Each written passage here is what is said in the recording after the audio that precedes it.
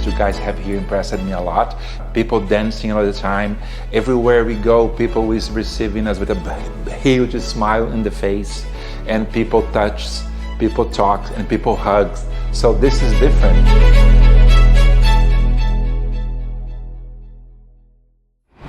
Hello everyone, welcome to InXinjiang, telling you the most truth about Xinjiang from expert eyes.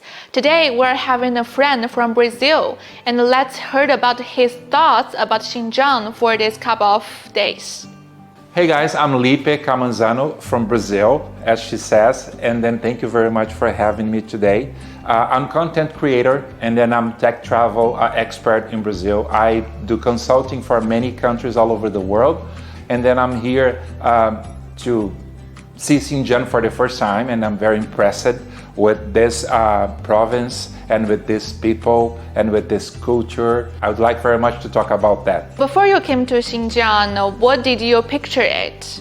I thought Xinjiang was something very remote and something very different than the rest of the China. And I had no idea, because I've been to other parts of China, the big cities like Shanghai, Beijing, Hangzhou. And then Xinjiang for me, it's a good surprise actually. I've been surprised with the culture, with the mixed ethnic cultural environment you guys have here. I think that you guys are very much connected with this diversity of ethnical cultural stuff you have here. And then that reflects on the food, that reflects in the people, that reflects in the whole area. I felt connectivity, I felt infrastructure, diversity, and then surprises me a lot. So I'm really impressed about Xinjiang so far.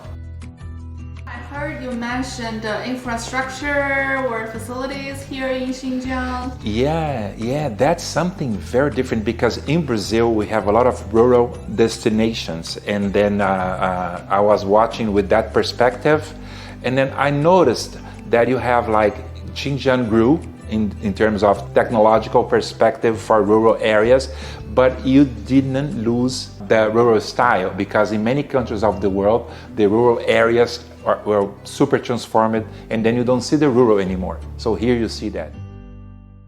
Well, what kind of places have you visited so far here in Xinjiang? We visited Urumqi, right? Tacheng, Anmin, Yumi. Now we are here at Alashanko. So far, all of those places I've been visited. And then Urumqi, I loved it. It's like a big city, and the other small cities, they are so special. For this couple of days, you've experienced a lot. What impressed you the most? Well, the happiness. The happiness you guys have here impressed me a lot. People dancing all the time. Everywhere we go, people is receiving us with a huge smile in the face, and people touch, people talk, and people hug.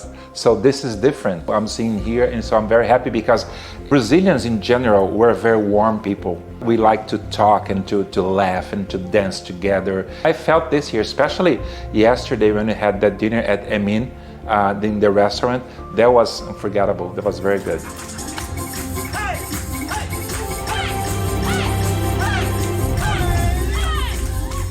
Actually, Brazil just granted a visa-free entry policy for Chinese citizens.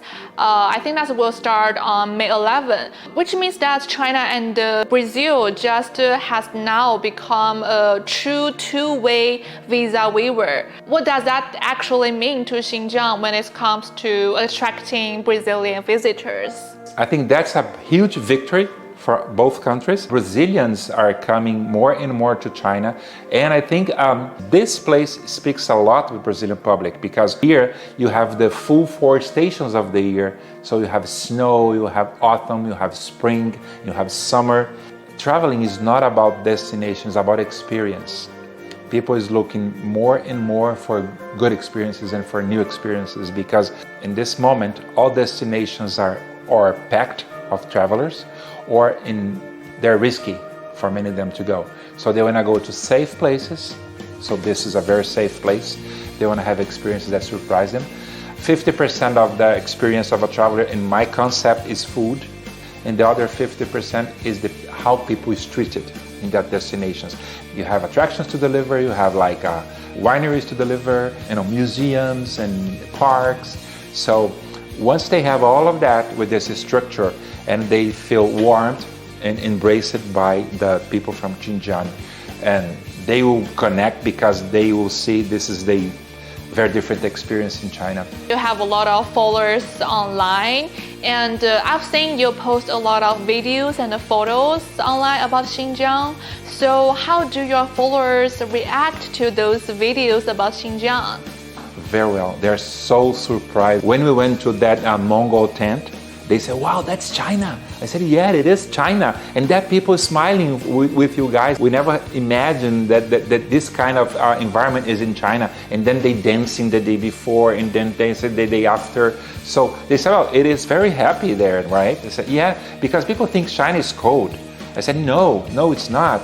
People think China is only about technology, only about future, because that's what they've seen on television and on social media so far. So when we bring this new environment for them, showing that this is the real China, they are impressed. So the comments are like hundreds and hundreds of, wow, I want to know this place. How do you think of the Xinjiang's biggest advantage in tourism? Mixed cultures for me is the future of traveling. Brazil, for example, we are a very mixed country. Everywhere you go, we're very mixed.